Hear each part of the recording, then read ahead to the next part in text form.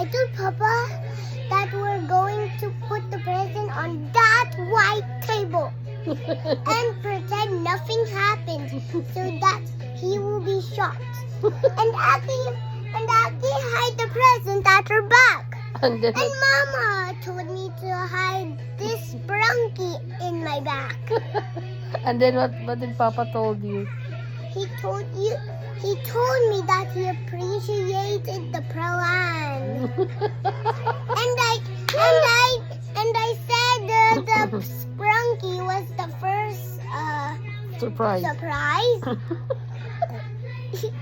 Kanami sa ngamon kuya after sa ngamon nga planning naggadto rin kay Papa niya kag isugid ang plano ng super detalyado. There's another one coming. There's another one coming. There's another one coming.